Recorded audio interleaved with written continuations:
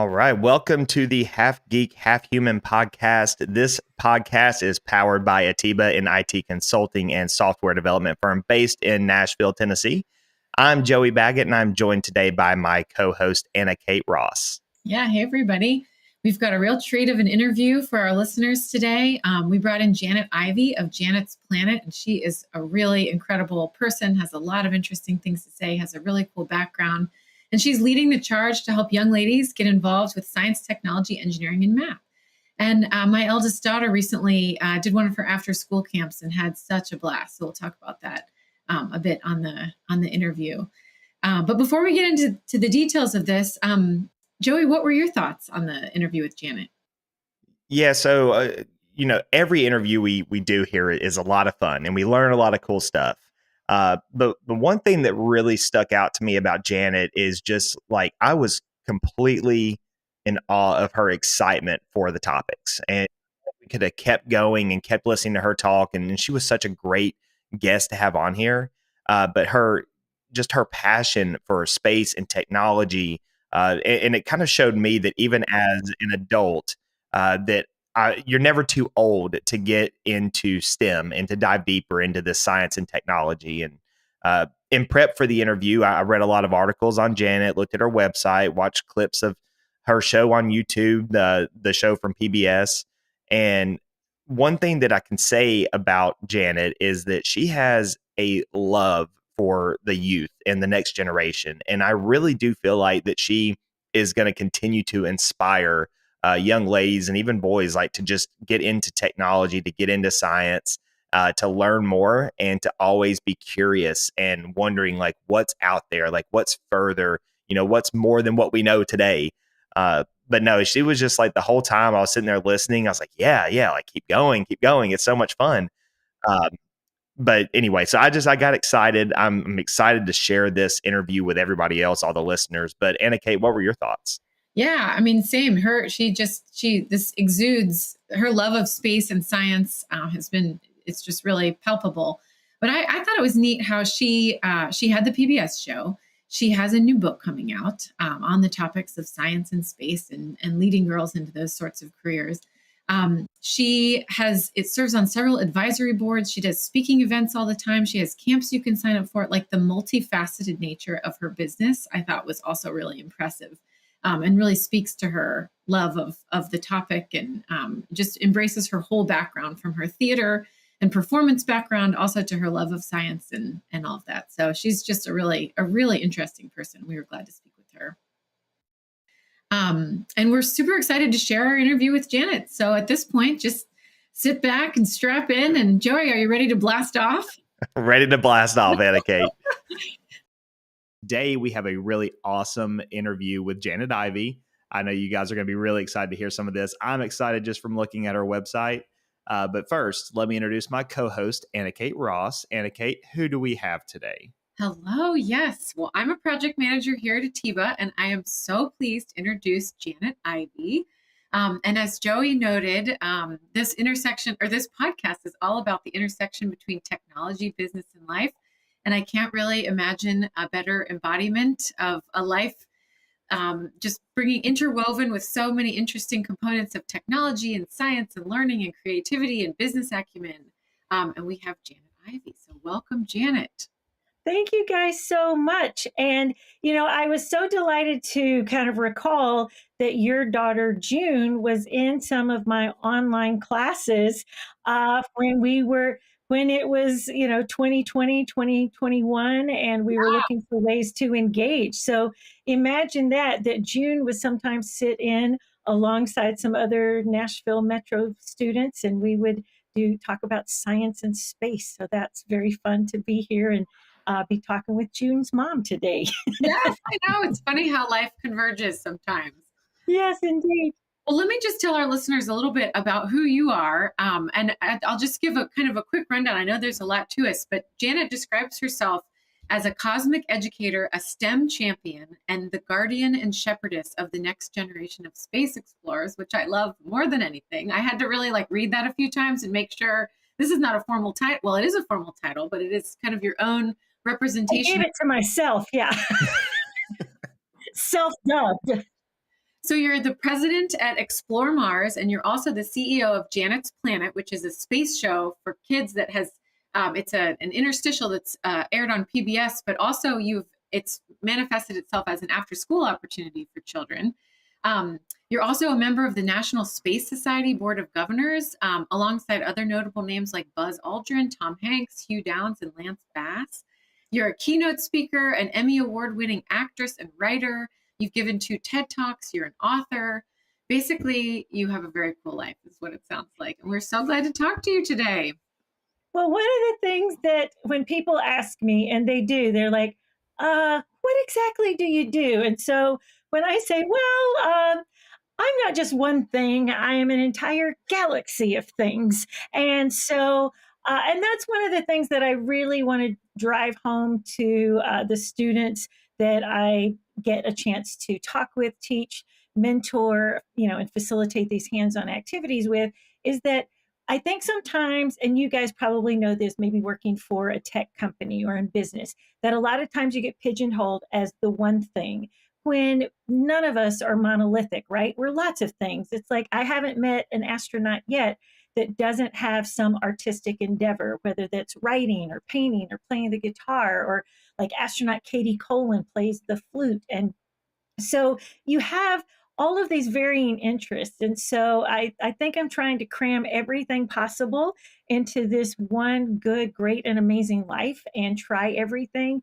And that really, for Janet's Planet, when we began, almost 22 years ago, the whole idea, and really the idea happened when I was at Opryland. And I don't know if any Nashvillians out there listening, there used to be a theme park here. It was quite rad. And from 92 to 97, I got this job. They called and says, hey, we've got this thing. There'll be kids. You'll be performing with kids, for kids. There'll be a costume character and a puppet. And from that first day in 1992, I was like, oh my gosh, my 10-year-old self is at home. And setting out again, people are going to go, how did you end up in science or space? And with a degree from Belmont University in music and theater. Well, funny thing that great that your podcast is Half Geek, Half Human, describes me perfectly. So thank you for that. All of us, please unite here as we might identify like that. But I'd always loved space based on my 5th grade teacher, Miss Ernestine Yarborough. And so as I entered this endeavor, I still thought I was going to sing. At one point, I was part of a group called Summer Rose and Ivy, and we were on the pitch sheets for Mercury. They had just signed Shania Twain and Toby Keith. We would have been, even if the deal had gone through, Polygram and Mercury eventually merged, and so the deal went away. But we would have even been before the Dixie Chicks. But the whole time, this thing is kind of progressing and the possibilities drawing more, possible. I was going, oh, but I'll miss working with the kids. So when the deal went away, I was never really saddened by it because I felt like I had found kind of my purpose. And so out of that, I looked around, the park was closing. What can I do with this newfound love of working with kids? And all that was on in the late 90s happened to be either Bill Nye the Science Guy, or Beekman's World. But there wasn't a female going, dun, dun, dun, dun, shepherdess of the next generation of the space explorers. So I was like, there should be a female touting this, and not just the female sidekick who's like, what? I don't know what you're talking about. Explain it to me. You know what I mean? I was like, no, there should be the smartest person. Like, there should be the female. So that's really where I planted the flag and came up with Janet's Planet. And, along the way, it's gone from interstitials to some full half hours to a live touring show to a live, in-person camp, and then transitioned in the middle of during COVID to something online, what we called it Janet's Planet Astronaut Academy. So I will just tell you, my planet knows how to pivot. Yes, you seem to be the master of that with all the different iterations you've had. So so Janet's Planet, as you mentioned, my daughter June participated in the virtual version of that in the high COVID days in 2020, where no one was leaving the house, and that was something we so look forward to. and knowing more about your background of performance and your creative background. I can so see how you've manifested that with this, some learning for kids. It was so entertaining, and we were so thankful to have an opportunity like that. So tell us about this part of the work. How is Janet's Planet functioning now, and what kind of kids are you working with, and how does that work? So here's like basically my sort of modus operandi, if you will.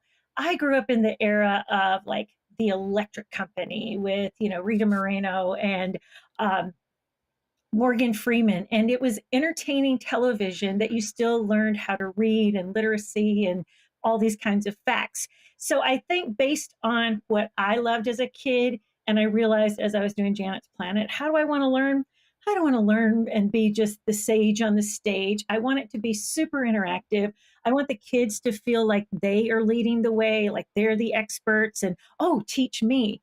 And oh, wow, that's fantastic. And so sometimes I think it's like based on some fantastic teachers that I had as a kid.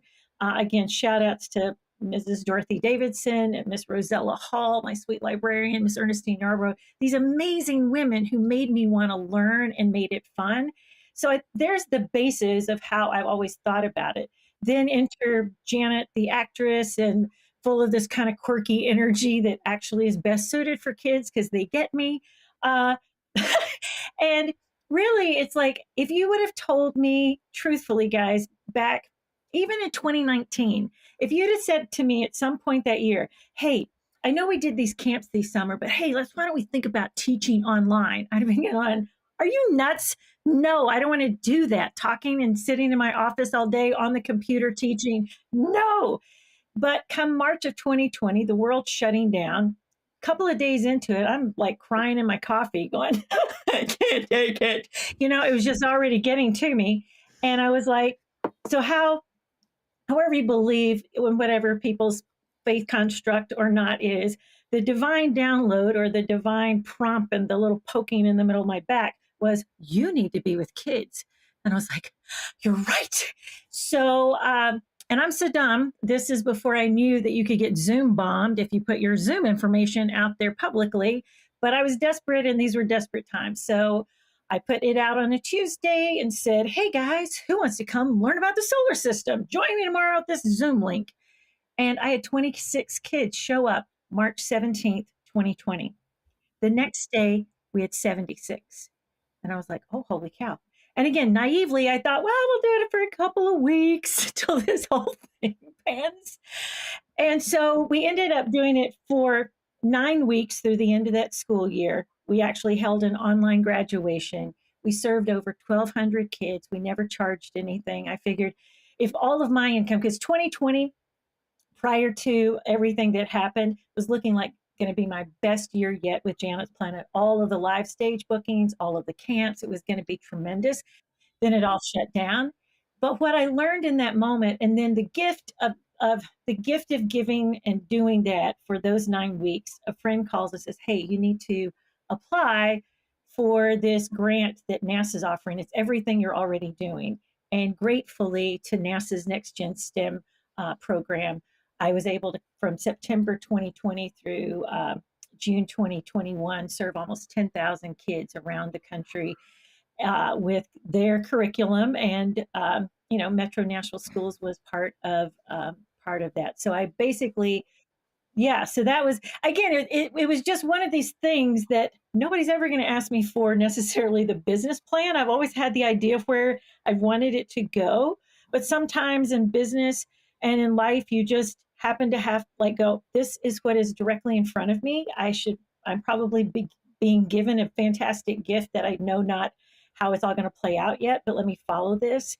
And still to this day, there are kids who joined me those first few weeks of March 20, or in those early weeks of March 2020, that are still my students, still staying in contact with me. This past year, we had Lucia, who came to my camp in 2019, who won the NASA Junior Lunabotics competition.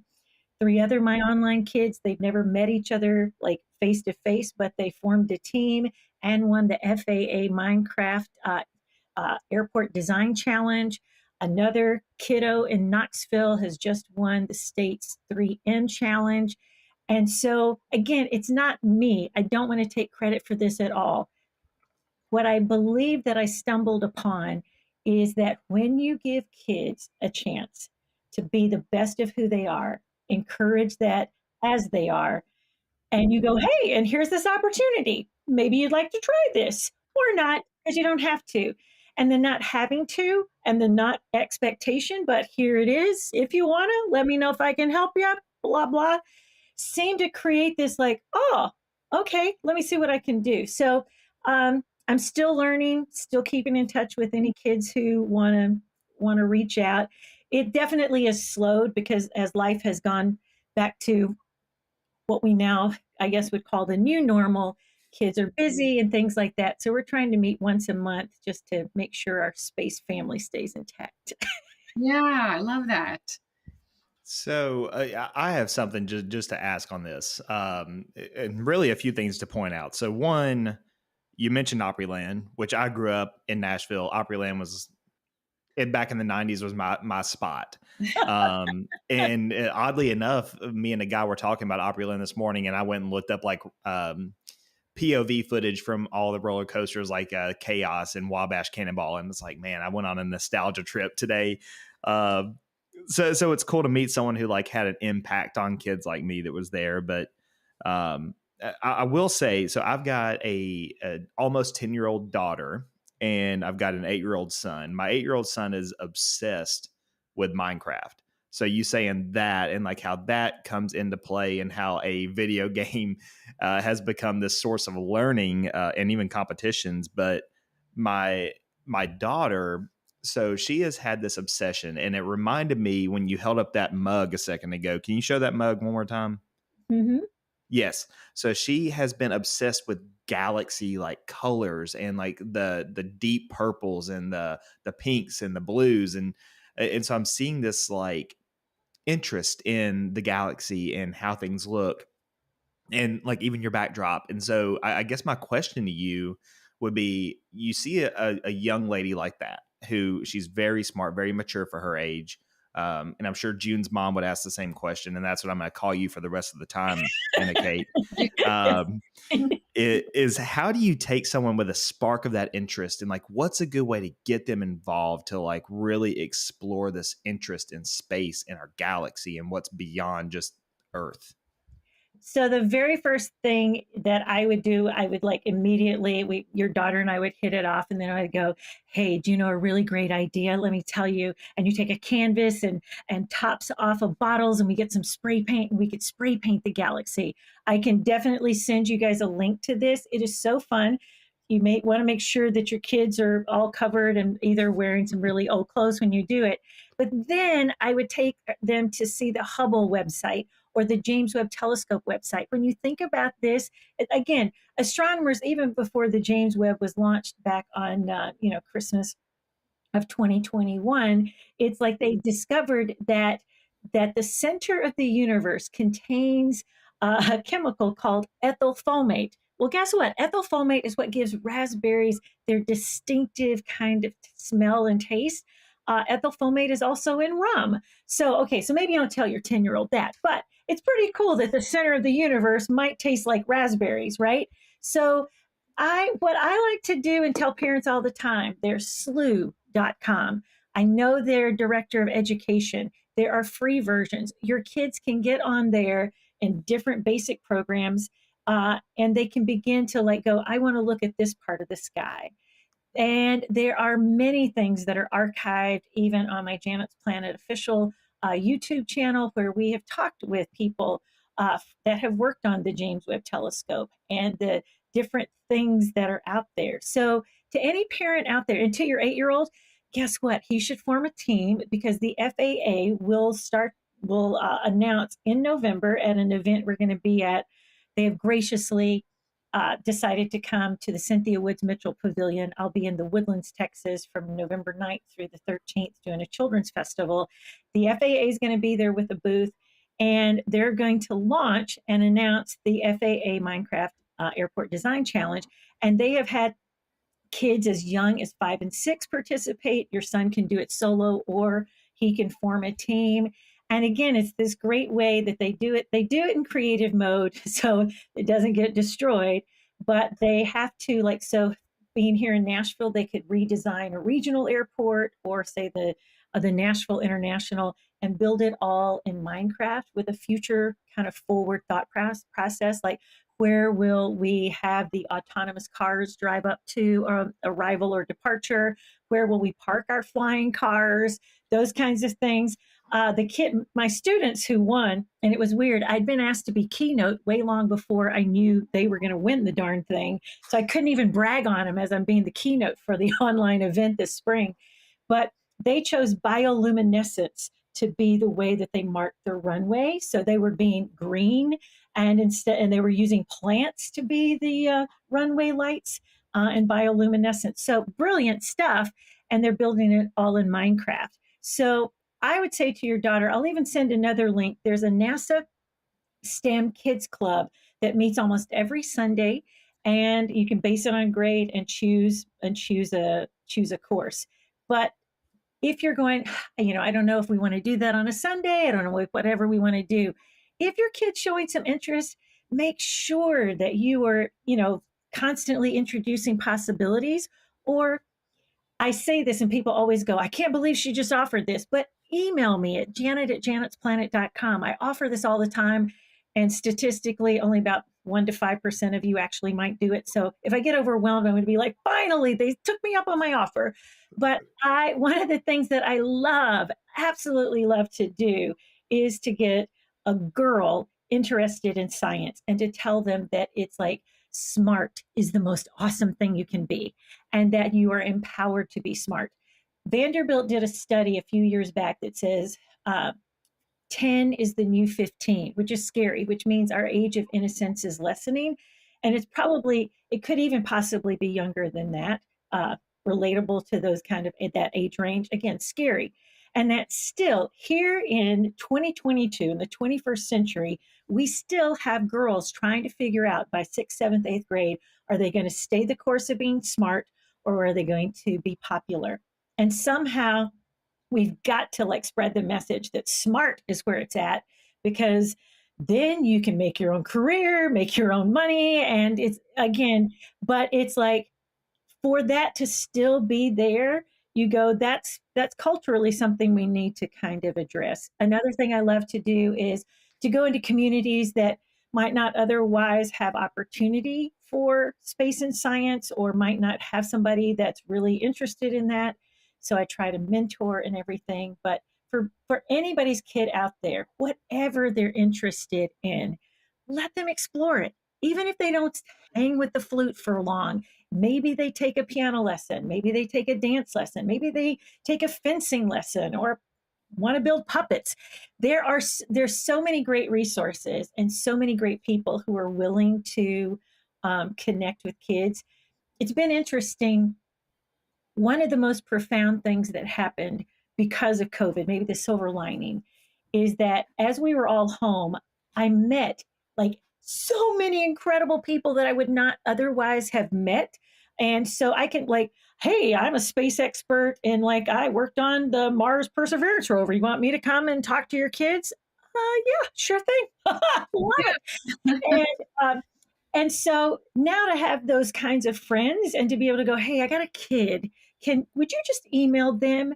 And to have that network of people is really profound. And I think for any good half geek, half human being out there, if you love what you do, it's I think it's imperative that even if it's one kid, if it's a couple of kids in your own neck of the woods, do your part, spread the word, be part of the solution. Because I will say, teachers, we should all bow to them. They should be paid as professional football athletes, because they're doing the hard work and they're under incredible, almost impossible demands.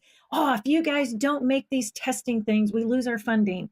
And it's in my book, testing should be erased, because here's what I found. Kids were engaged when if they wanted to be, they could be. And granted, there are some you got to push, but the incessant testing has to end, and it has to go to to just teaching and really teaching kids how to critically think. And that's what maybe I'm most passionate about, is like, it worked for Da Vinci, right? He let his art inform his science inform his art. So you can be both artist and scientist. But we need to know how to build and innovate and invent. And because technology is moving at such exponential rates, if we are not doing that for this generation of kids, what are they going to be doing? Like, great that you can pass a test, but I want to know that you can innovate something or that you can build something. I love to talk, as you can tell. So one of my absolute best stories from this summer's camp came from a 12-year-old neurodiverse girl who said, she was a funny kiddo. And she was like, I didn't know if I was going to like this camp. And you never know what's going to come after that. She's like, but you know what? I wish school were more like this. And I was like, really? Tell me more. How so? And she's like, well, at school, they just make you like memorize facts and take a test. But here, we're actually learning how to build something. And I never even thought I could be an engineer, but maybe I can.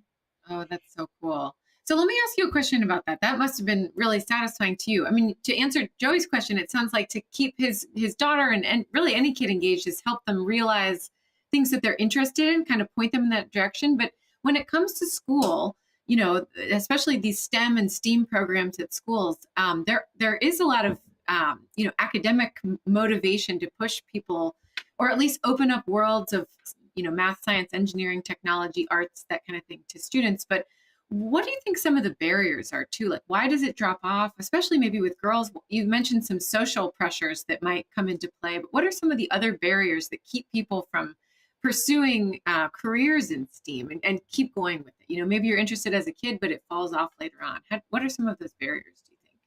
I mean, things that I hear often are things like, well, my parents said I'll never be that. Or they'll have a teacher say, well, you're not smart enough to do that. You need to consider something else. They get discouraged. Another thing is representation. And NASA's doing a beautiful job of, like, even during this, past September, which was kind of like Heritage Hispanic, Hispanic Month, and showcasing all of the engineers and different folks that are Hispanic working at NASA. And so, again, I think we've got to showcase and show more diverse people in those positions. We need to, again, if you are, if you're a tech person, if you're, an art or graphic design person, and it's like, if you go, why aren't girls entering this? Or why aren't more diverse kiddos getting involved? Most likely they don't even know that these things exist. I do an entire talk on careers in space and talk about everything from 3D printing to, hey, do you like to sew? Do you like fashion?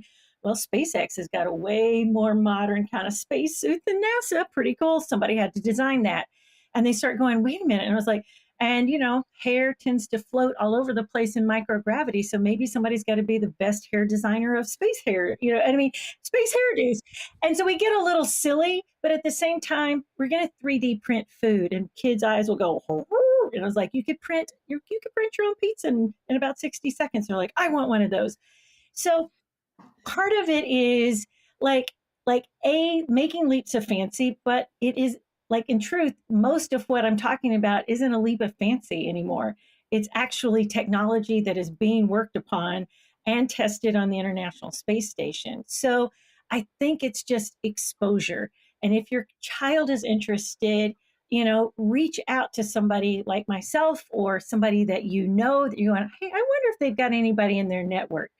At this point, I figure social media, LinkedIn, those kind of connections should be used for good. And it's like Mr. Rogers had this great thing that basically where he put out this kind of like call to action for every good human, that if you are here on this planet, part of your job is to take care of those coming up behind you. So pick your age group, pick those kids that you naturally kind of like have an affinity with, and go talk to a school. It's like I can't imagine a STEM, STEAM, any school in this country that if you went to the front office and said, hey, I am in coding, I'm in tech, I am a designer, I'm an engineer, can I come talk to your third, fourth, fifth graders, your K through second graders, your seventh graders, whatever it is, they're not going to say no. And maybe you do it once and you get hooked, or maybe you do it 3 times a year and you go, that way I've told my story, maybe somebody out there. And maybe it's one, maybe it's five, but I can't, I feel like that it's like we can't just rely on it has to happen in the school with those teachers. They're doing their most amazing good work possible. So we're called to kind of support them in their endeavors. They're always looking for experts to talk with students. Those kinds of things I think are so important. But if you're a parent and you're going, I don't know anybody, reach out, go on LinkedIn, find the person that, you'd want your kid to know. I can tell you that, and I don't know, maybe I just have a good power of persuasion, but this happened even more so since COVID. You reach out to somebody's like, hey, I know you're busy. Hey, would you have time to do a Zoom with the kid, or would you have time to write him an email? An email is sometimes better. But imagine we did this for a kid down in Florida who is African American, really wants to go to space. And so I reached out to former astronaut Charlie Bolden, and he was former NASA administrator. I mean, his story's incredible. And Charlie had been part of a webinar for the Human to Mars Summit. And I said, Charlie, I know you're a busy guy, but if you were to send Christopher an email and say and encourage him, unbelievable. Because Christopher had done this video about and it was really charming at 12-year-old self talking about the endeavors of space. So he had already impressed General Bolden, and he did. And it's like the kid printed it out and has it framed on the wall. I mean, imagine that. So I think there's a couple of things when you talk about why it drops off. I mean, naturally, it's like for females, it's like if you stop for a while to have a family or attend to those things. I tend to think that we need to rethink how women can re-enter that workplace if they take time and want to make that family. There should be those, kinds of things that you shouldn't lose your space. So there are also some other social kinds of things to do. But I think the biggest thing between K through 12 and going into college is it's like giving them as much exposure as possible, finding that representation that will resonate with your child, and then, helping them find their mentor, or, kind of like assisting them with that process. Because again, other statistical stuff says all it takes is one good human in the life of a child to redirect that kid in the most positive direction. So that's my call to action for adults. Yeah, those are some good calls to action, to just really try to embrace those interests and reach out and stick your neck out there and ask the question. That's cool. And as my my granddaughter once said, I was talking to I said, why should girls love science, Miette? And she was like, well, you'd have to know her. She's hilarious, and I love her to pieces. And she was like, well, if you happen to be a girl and you don't have access to science, then, well, you should just, do it anyway and, change the world and change their minds. And I was like, oh my God, yes, do it anyway, change the world and change their minds. And that might encapsulate your question best. That's awesome. I love how you talk about children like they are peers instead of just someone to be taught and molded, and that, it's like the innocence of a child. And like sometimes their most basic response to questions is usually the best answer to it on how to get something done. Just like you were just talking about your granddaughter. It's like, just do it. Like, I think Nike built a pretty decent brand on just doing it. So, it's really cool to see that, and to see there's a lot of changes going on in the space where, like with James Webb and the telescope, that was one of the more recent things to happen. But I also saw, and I don't know if this is the next thing coming, but about, Mars Artemis, and putting a woman and a person of color on the moon for the first time. But is there any one of the questions is there anything else coming up, like any big events like the James Webb getting, our pictures from that? Is there anything like that coming up here soon?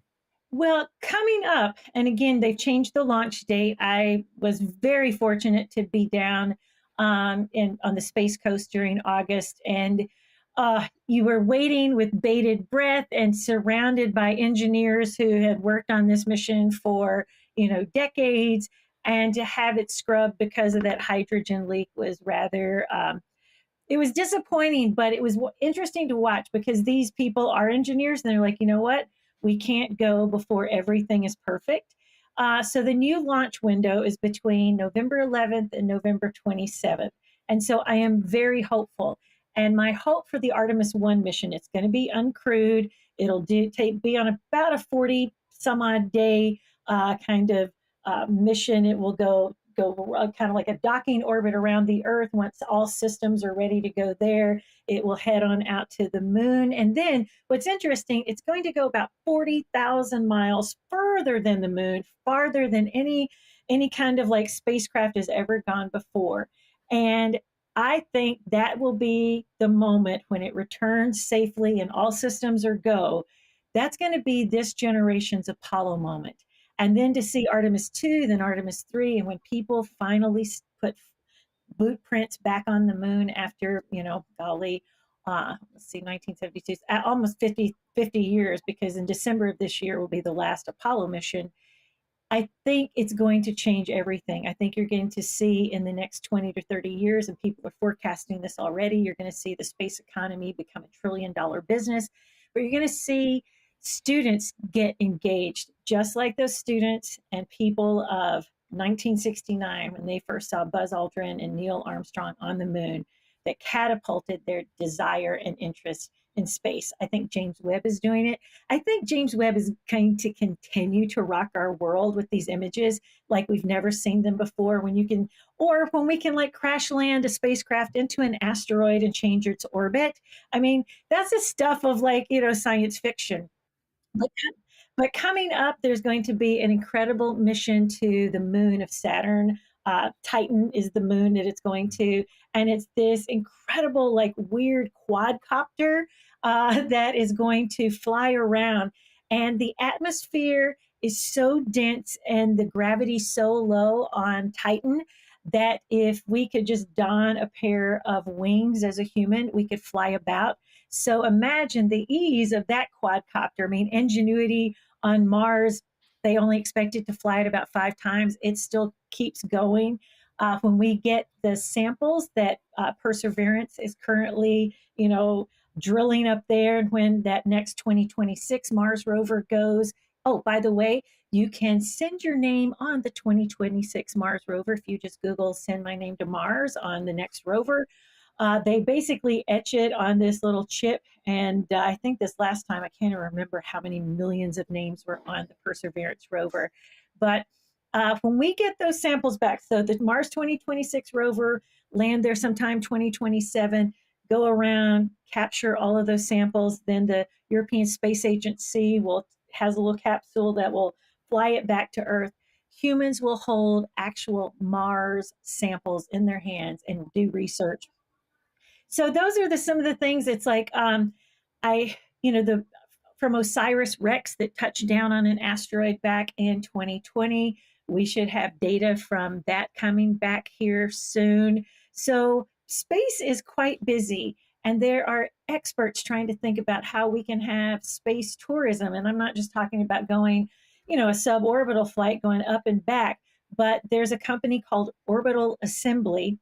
And I would think it was science fiction if my friend, one of my dear friends who taught alongside me during 2020, she's now the CEO of this company. And it's basically, it looks like an orbiting space station, and it's a space hotel. And they're building these parts out so companies can do it for research, or you can go and, kids, we're not going to Disney World this year. We're going to go to space. How about them apples? So it's still, but when you start to see what people are planning, yeah. And I think, I'm hoping in my lifetime, I see one of the kiddos that I've had a privilege of saying, way to go build that rocket, go to Mars. I hope in my lifetime I see human footprints on Mars, but I definitely think it will be in the lifetime of our children. Yeah, and on that point, I read somewhere that actually tell us, why do you think it's important for humans to get to Mars? What's your answer? Why is that like important for our species? You know what? It's like, I think, I don't know, this probably sounds too trite. Basically, exploration is in our DNA. But think about this. It's like, like all of the rovers, Sojourner, Curiosity, Spirit, Opportunity, Perseverance. Yeah, they can do incredible work, but it's like they can move like inches. And it's like the delay in time from the time they get the prompt to bounce off the orbiter down to the actual craft to perform the task, to send the message back that they've performed the task. I mean, I think in a certain amount of time, it took, but Spirit or Opportunity to go the length of maybe 4 miles. A human could have done it in a couple of days, and it was months of back and forth for that. So when humans can walk about, now many people are going to go, Mars is hard. It's an incredibly terrible like environment. Why would we want to go there? Maybe we, do a mission where it's like we go down to the surface, we do some things, we have some orbiting station above Mars. Maybe we just visit one of the moons of Mars, land there, because that might be safer than actually the kind of like really atmosphere and all of the perchlorates that are in the soil of Mars. So it's like maybe there's a various, there are any number of kind of like proposed ways we can't humanly go to Mars. But I think when we see that, then the species has kind of a lifeboat planet. We have the ability to go, wow, if we're capable of this, what might we solve for Earth by going to Mars? And I think of all things, the benefit for Earth is where we need to be thinking why Mars might be important. We figure out how to create food from a bioreactor or a cellular bioreactor, we might just have solved food scarcity here on Earth. We figure out how humans can be less impervious to radiation that's going to happen if you're on the Mars surface very long. We solve something here and cure cancer here on Earth. And so for me, it's like going there is always with eyeballs turned firmly back to this blue ball that is perfect and has all of the best conditions for sustaining life. And so, how that might play into our human consciousness of going there only potentially improves life here on Earth and an appreciation for what it is, or to see that we would go not as one nation, but as a collaborative kind of team of nations. Could that somehow, I mean, again, this is entirely utopian, but that's where I'm going to live because that's what I want, is that could we finally see that we are indeed better together? And again, I know that's altruistic, and humans at the core of them will still love to comment on a negative post more than a positive one. So maybe it's not going to happen. But my hope is this generation that's coming up right now, the K through 12 kiddos, they've got a lot of power, they've got a lot of passion, and they've got a lot more compassion for their friends and fellow humans in ways that I think are quite inspiring. And to your point, you know, about talking to them as if they're humans and not as kids, just as like, hey, my peers, like, what do you think about it? What it does at that moment, it's like, whoa, huh? You want my opinion? You're letting me comment?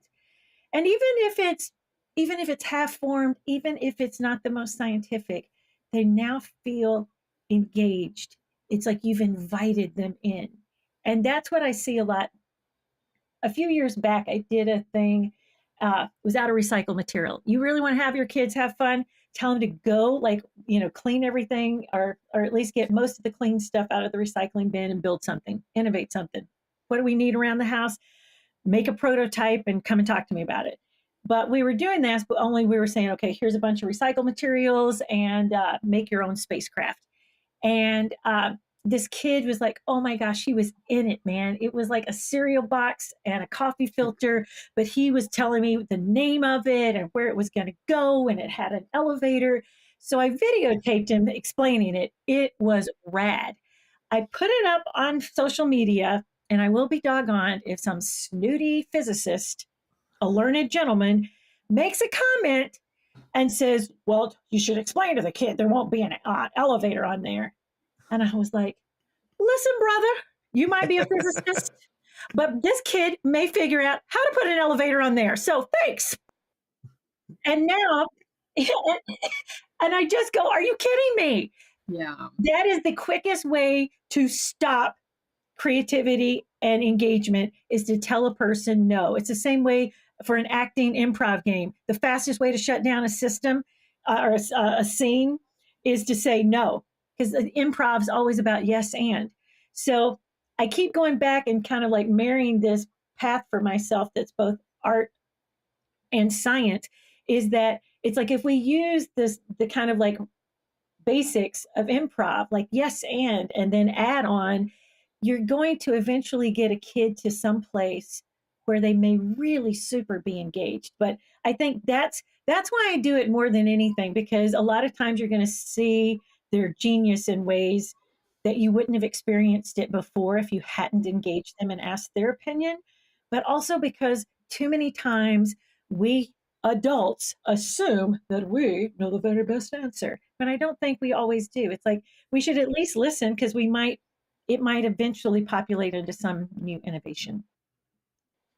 I think that's so cool to just again to re-hit on like talking to children like their peers, and yeah, that may not always be the smartest answer in the world. You never know what's going to come out of a kid's mouth, but if it, anything, you'll be good for a few laughs. And we were going to wrap up. Like I was going to ask the question of what advice would you give to parents, but I think honestly, the question's irrelevant now, because what you just said about the encouragement and the yes, and I think that a lot of parents will listen to this, or even just business people listen to this podcast, and they're also parents, and they'll be like, maybe I need to give my kids more of a chance. And it might inspire people. It's inspiring me. I mean, to maybe listen to my children a little bit more. I don't know how you get them to clean, like you mentioned earlier, but hey, we'll figure that out at some point. No, it's like, it's like you do it in a timer and you make it a game. It's like gamify that cleanup job, man. Like gamify that and then promise them a talk with an astrophysicist. We'll arrange it. Do you know what I mean? There's like some, I'm not saying everything has to be rewarded, but it's like, that's how I get things cleaned up at camp. We gamify who can pick up 15 things in like 37 seconds. And, I will tell you this last line, and I love this quote. It's from a book by Harvard professor Tony Wagner, who wrote a book called Creating the Innovators of the Future.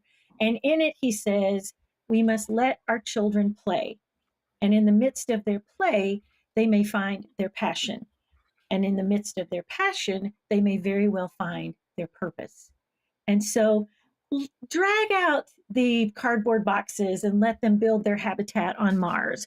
Pull out the recycling bin and let them innovate, and give them something that's like, wonder if we could create a robot that could make us pizzas, and then see what they create, and just play. Yeah, just play. Well, in our last minute here, I know your latest book has just won a recent award. Can you tell us about that a little bit? Shameless self-promotion. Here is Higher, Faster, Longer. It's the story of Wally Funk, aviator extraordinaire. She was a member of Mercury 13. She started this process at age 19 of wanting to go to space. NASA didn't allow women in until, nearly 20 years after the Russian had a female cosmonaut go to space.